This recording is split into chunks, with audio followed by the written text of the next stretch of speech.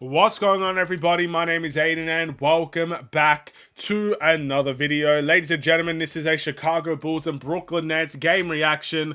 Opportunity knocks for the Chicago Bulls, waiting for that door to be open. The Bulls don't even answer as they waste the opportunity as Brooklyn pick up a pretty big win for their season. Now, both teams had something to play for at the end of the day. I still think the playoff hopes for Brooklyn is a little bit thin, but at least they've kept it alive as they beat the Bulls in pretty convincing fashion. We'll talk about what went wrong in this video. Before we get any further, if you like the video and you want to see more from me, drop a like, drop a follow, and or subscribe if you are new. And let me know in the comments below your thoughts about the Bulls, their game today, and your player of the game. We lost this game 125 to 108. I think it is. Is that 108? Looks like 108. But look, unfortunately, you look at the Houston Rockets game, Trailblazers game, Boston game, and you're kind of seeing a trend. First and foremost, these teams are scoring a ridiculous amount of points over the Chicago Bulls, but it's the Bulls not taking anything away in the game defensively. It's the same thing. You could see good play from Ayo every now and then, Caruso bringing his defensive effort, and maybe there's individuals out there that is playing good defense, but throughout the entirety of the game, we don't take anything away from any team. Brooklyn dominated us from the three-point line. This was literally a pathetic excuse from a three-point shooting game for the Bulls. And just so we could take a deeper dive into it, let's look at the three-point shooting statistics here. The Bulls shot 9 from 30 from the three-point line, 30%. That's pretty bad in its own right, in all honesty. That's not great, amazing shooting. It's not terrible either. Or maybe it is. Actually, no. I would consider that pretty terrible, to be honest. You move to the Brooklyn Nets. 25 from 44. So they more than doubled, almost tripled our three-point shooting. Not to mention, they shot pretty much 14 more threes in general and shot 56.8% from three. So instantly right there, we took nothing away from the three-point line.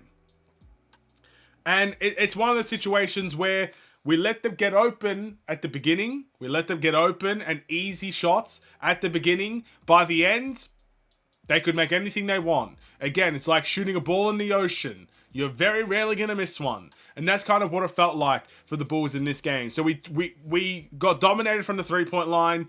We brought a closer competitive fight when it comes to the points in the paint.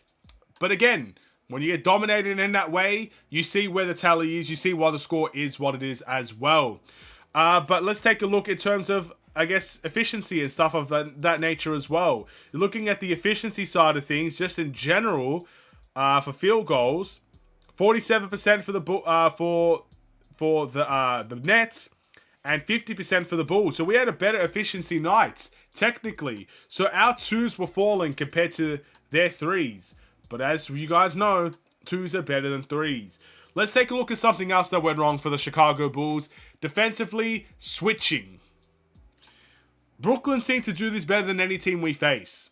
Where if you find Vucevic on a guard, they will make you pay 10 times over. I don't know how many times I saw Cam Thomas, in a pick and roll, has either Drummond or Vucevic switch onto him. He's just dancing on him and shoots over the top of them for a three or a mid-range or whatever it is.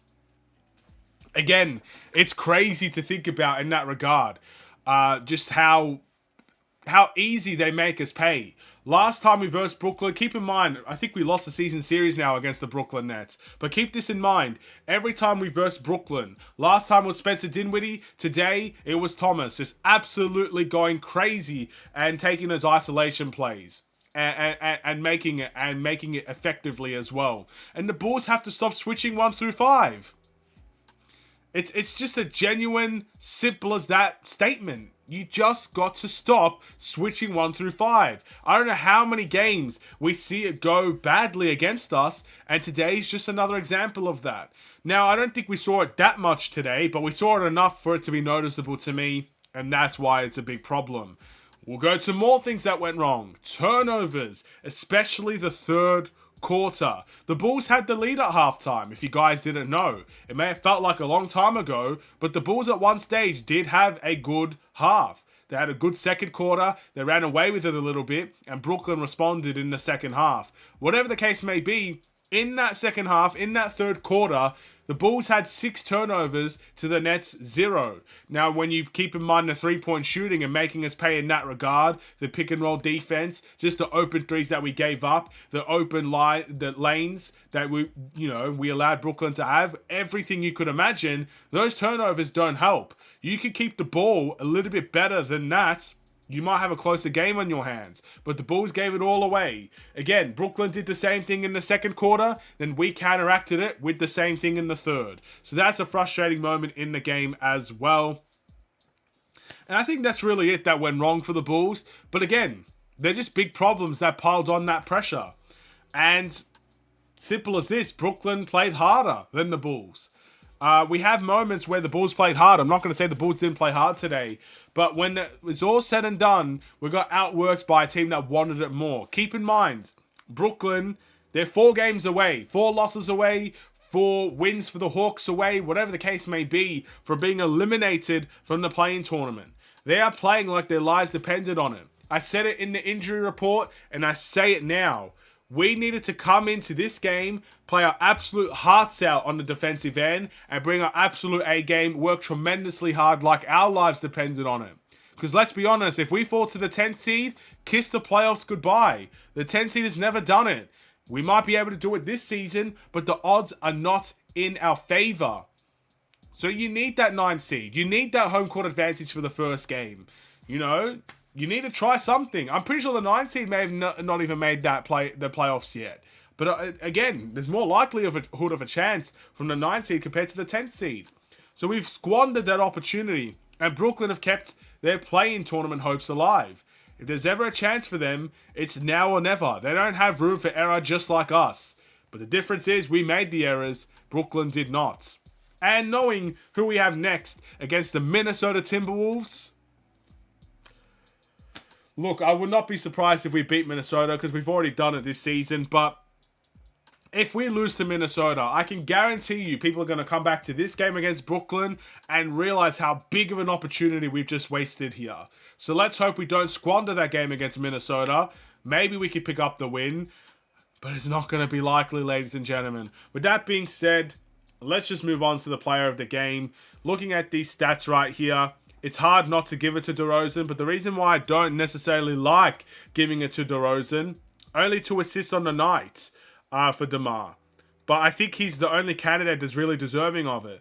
Vucevic with 13 points, don't think he's deserving of it. Io had a decent efficiency night, 16 points, 3 rebounds, 3 assists, not too bad. Kobe White, 18 and 9, not too bad. I think DeRozan has to be the guy, but yeah. Would like to see a little bit more playmaking from this Bulls team. 24 assists in the game. I'm sure we can see better than that in the future. With that being said, end the video here. Big wasted opportunity. Look, this season, let's just put it this way. I can't wait for the season to end. That's as simple as that. I mean, it's good when we win. It's bad when we lose. But, boy, this team sometimes... makes you just want to really contemplate on life. Anyway, thank you for watching. Drop a like and a follow and or subscribe if you are new. I will see you in the next Bulls related videos. Stay safe, stay healthy, and stay tuned for more. Take care and peace.